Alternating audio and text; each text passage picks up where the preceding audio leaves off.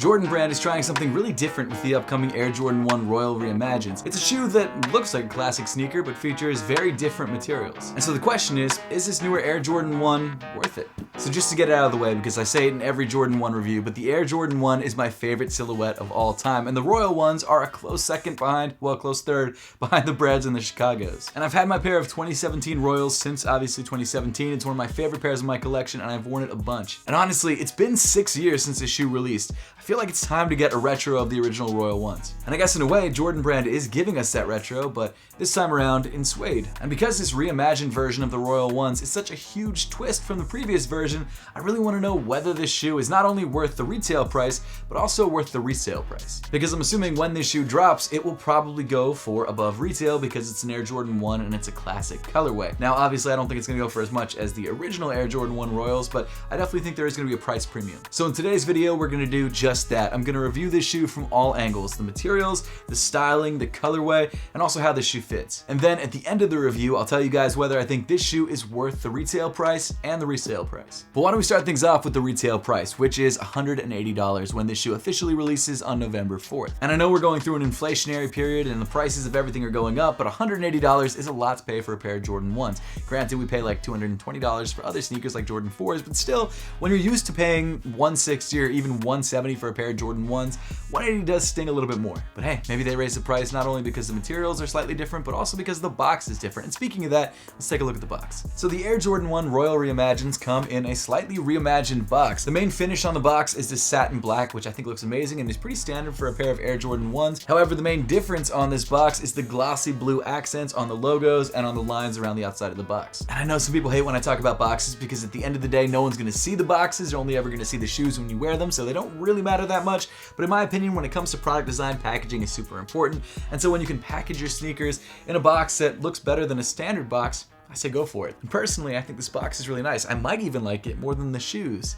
Just kidding about that, but am I? On the front of the box, you've got the size tag. As you can see, I had to grab a size 10. Grabbed it from Fine Line 1721. Shout out to him. Unfortunately, he didn't have any size 9s at the moment, so I went with the size 10, but I have other size 10 Jordan 1s in my collection, so I'm still able to give you guys sizing advice because I'll try on that pair and then try on this pair, and we'll see sort of the differences there. And the official colorway of this Air Jordan 1 Retro Royal Reimagined is black, royal blue, white. But getting back to the shoes themselves, the main difference between this pair and the standard Air Jordan 1 Royal is the fact that they switched out all the leather panels on the upper of the shoe and replaced them with suede and nubuck. And I get that Jordan Brand is doing this whole reimagined thing with their OG colorways and OG sneakers. Last year we had the Lost and Found ones, which was my personal sneaker of the year. They featured the Chicago colorway with some cracked leather on the upper and of course an aged midsole to make them look like they had been sitting in a box for the last 30 years. Then earlier this year we got the reimagined 3s, which of course was the white cement 3s with some age details on the heel tab and also on the midsole of the sneaker, which I also really like and was my sneaker of the year until a different sneaker came out. You guys will have to wait and see what that sneaker is when I drop my top 10 list, so stay tuned. Next year, we're apparently getting the reimagined 4s, which are the Bread 4s, but instead of suede, we've got leather. And this year, on November 4th, we're getting the reimagined Royals, which again, switch out the leather for suede. So it's kind of the reverse of what they're doing with the Bread 4s. And I'll be honest, while I didn't love the idea of pre-aging sneakers when they first announced these reimagined 1s and 3s, once I actually got them in hand, I really loved them. I thought the cream color actually added a lot of contrast, and I really liked the cracked leather on the Air Jordan 1s. When it comes to this reimagined though, while I think this is still a clean looking sneaker and a decent Air Jordan 1, it just doesn't have the same vibe to it. It feels a little bit too playful, too childish on this shoe, which I know is stupid to say because they literally just changed the material, but there's something about the vibrancy of this blue that just doesn't work for me as much. But diving into the materials themselves, around the toe of the sneaker, you've got this black nubuck mudguard, which is pretty soft to the touch and feels decent. I actually don't know how good the quality of this nubuck is. There's really no way to definitively know unless you cut the material in half and check the grain, which is something I'm gonna leave to Rose Anvil because he does that way better than I ever could. I don't even have the tools that you need to do that. So I guess from my point of view, it feels fine to the touch. It doesn't feel exceptional, it just feels fine. Moving towards the center of the toe, you've got this bright royal blue suede, which features their standard Air Jordan 1 perforations. And while this is not the first Air Jordan 1 that's done up in suede, it's definitely the first time that we've seen a colorway that's this iconic done entirely in this material. Now, when it comes to the actual feel of the material, it feels fine. Again, I don't really have any way of telling whether this is great suede or not great suede unless I actually cut it open. It doesn't feel super premium. In fact, the entire shoe compared to the standard Royal 1s doesn't feel that premium. And especially when you compare it to the last release of the Royal ones that came in leather, it doesn't feel as expensive. Plus, I mean, when you see the two colors together, this deeper blue is just so much cleaner, so much more wearable in my opinion than this sort of really bright, playful blue. And I kind of like this sort of semi-gloss finish on the leather ones, which leather usually has a finish like this, so it's pretty standard for Jordan 1s, but it just really reflects light nicely in a way that this can't. Continuing up on the sneaker, you get to some more black nubuck on the eye stays, and of course, weaving through the eyelets, you've got the flat black laces. Now inside the box, they do give you a second set of laces in that recyclable packaging. It comes in a bright blue that matches the suede perfectly, and it's actually not a bad color to swap in for these laces. I like to keep my regular Royals in a standard black because it makes the shoe just feel cleaner. This shoe is already a little bit more playful. It takes itself a little bit less seriously. I'm getting too into this, but either way, I would feel less weird putting blue laces on these. Not that there's anything wrong with putting blue laces on the standard Royals, it's just not something that I would personally do on that pair,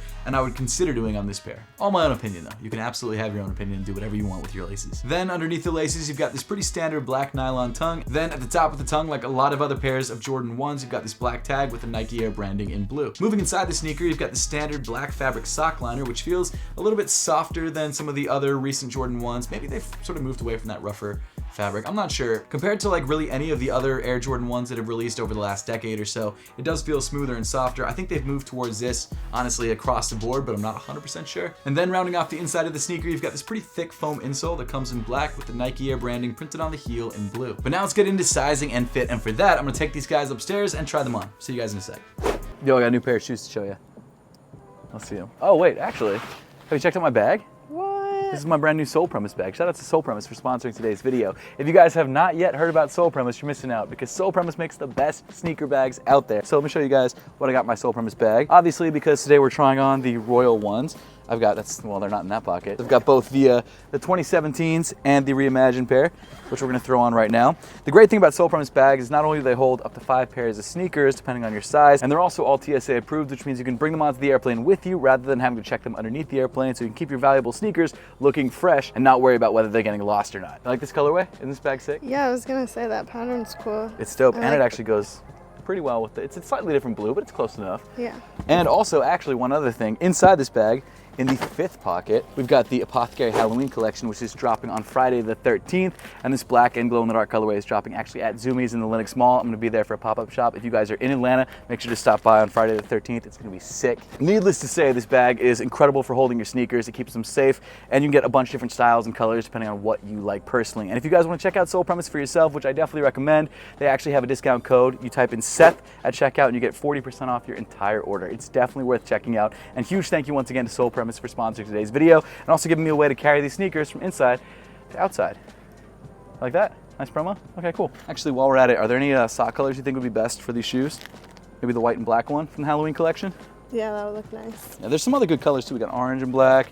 We got black and glow, which is fire, like I said, available at Zoomies on Friday the 13th. Let me throw these guys on because white and black will work well. You're not showing my toes, right? You don't want me to? No, I definitely don't want people to see my toes. Not for free, at least. Check that out. They say trick or treat on the toe. Isn't that awesome? Got the little skeleton.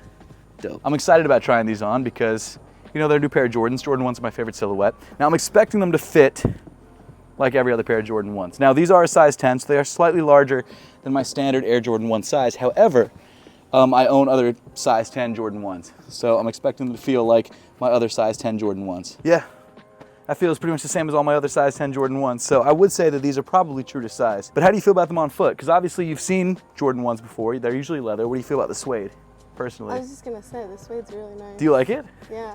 What do you think about the colors? You like the blue and the black? Yeah, I do. 2017 release of the Royal ones next to the 2023 Royal 1 Reimagined. Which one do you like better? I like the classic. Yeah, fair enough. But the suede's Me too. cool. It's nice to switch it up. Which one do you like better? I think he's leaning suede. Ooh, good choice. Wow, good job, Ben. So guys, if you're wondering about sizing on these Reimagined Royal 1s, I would say go true to size or whatever your standard Jordan 1 size is. They fit just like every other pair of Jordan 1s, at least in my opinion. So realistically, if you go true to size, or even if you go up a size or down a size, do the same thing that you always do with these shoes because it'll feel the same. And material-wise, honestly, it doesn't make much of a difference. So they feel the same on foot too. Continuing back in the shoe, you've got more of that black nubuck on the midfoot panel of the shoe. And the black nubuck actually continues all the way up to the top of the ankle area and continues all the way around the back of the shoe. It doesn't change to like a smoother black leather like it does on other pairs of Jordan 1s. Of course, on top of the black nubuck, you've got this bright blue suede Nike swoosh. You've got more of that blue suede around the heel and towards the top of the shoe. And on the lateral side of the shoe, you've got the embossed Wings logo in black. Moving down on the sneaker, you get to your standard white Air Jordan 1 midsole. And then finally, rounding off the look on the bottom of the sneaker, you've got this matching royal blue rubber outsole. So back to the original question, is the Air Jordan 1 Royal Reimagined worth the retail price and the resale price?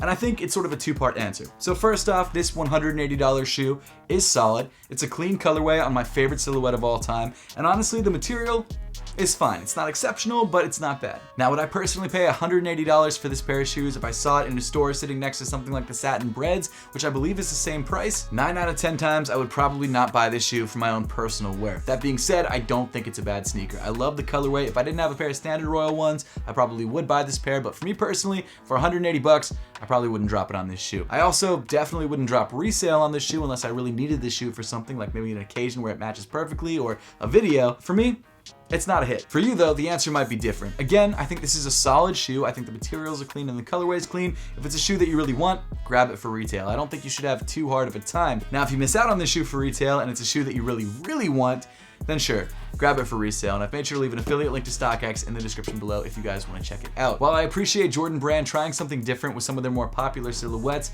this shoe is, it's only okay for me. But hey, now I'd love to know your thoughts on this sneaker, so make sure to let me know in the comment section down below. Also hit that subscribe button if you haven't yet, and I'll see you all in the next one.